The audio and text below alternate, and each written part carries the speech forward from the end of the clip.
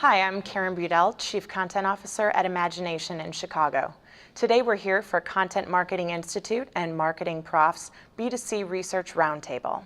In today's discussion, we have Buddy Scalara from Ogilvy Common Health, Michael Weiss from Content Marketing Institute, David Germano from Magnetic Content Studios, Andrew Davis, author of Brandscaping, and Julie Fleischer from Kraft Foods. There was a substantial increase in LinkedIn usage with B2Cs this year, an increase in adoption from 51 to 71%. Are you surprised by that? No, I'm not surprised by it. I think as we continue to see more tactics being used by organizations, whether they're B2C or B2B, you're going to see a continued uptick on these numbers.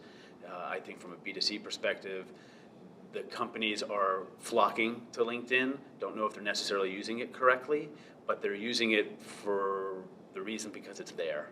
That's interesting, using it correctly. What do you think that means in a B2C organization, David? Well, I think there may be two things that are driving more adoption of LinkedIn. One is you've got a lot of professionals that are on LinkedIn, and it feels like as they better understand the role of social media and social distribution channels, LinkedIn feels like it's an obvious place to be. So that would drive up the adoption.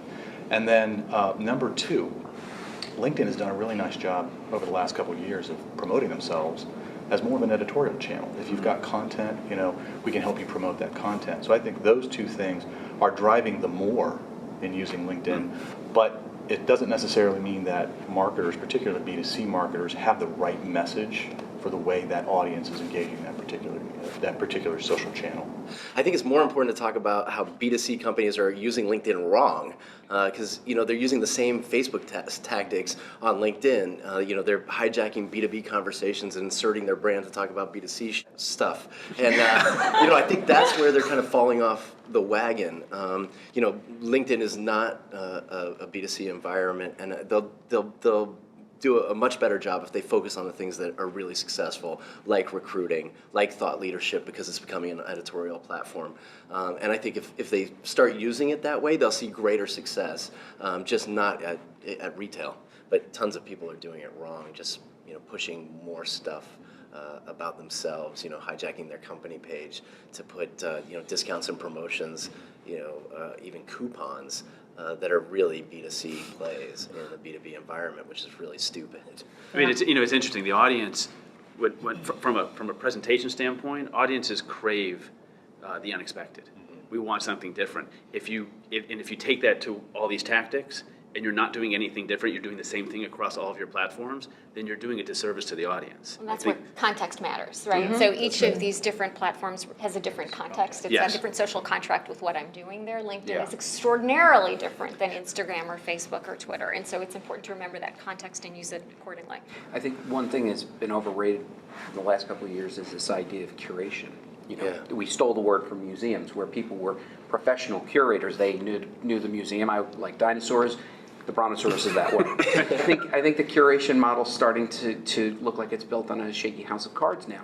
I think people are starting to go, all right, who's the real content makers? Mm-hmm. And I think that LinkedIn is going to be a source for that, because they really have built a nice platform. By buying SlideShare, they built a resource that allows you to feed through in a really organic way real content. And I think that's one of the trends that we're going to see in the next coming year is people using these real tools for real making and real storytelling and integrating it in a way that makes sense. Well, if you think about the primary uses of LinkedIn, I think in general, SlideShare makes a lot of sense as a recruiting tool, as a way to share market research, and even in the B2C market, if you're selling through a distributor, it's a really powerful way to help people get across their information. I saw a guy who does every Friday, basically shares a slide from SlideShare on LinkedIn, and he calls it Steal This Slide.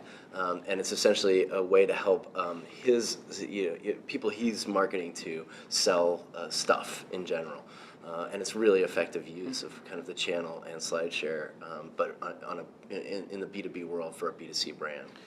It's interesting. I use my wife as a litmus test for these types of things, and there's no way that she is aware of LinkedIn in the sense as a consumer. And the question is, will she ever go to LinkedIn? And I know that she will never go to LinkedIn. It doesn't make sense for her. So, there's all these brands, and from a B2C perspective, who are they actually trying to target on LinkedIn if it's not for jobs and recruitment and all of that? More than Facebook, LinkedIn is a real connection point. It's people talking to people. There are very few brands in my stream on LinkedIn, right?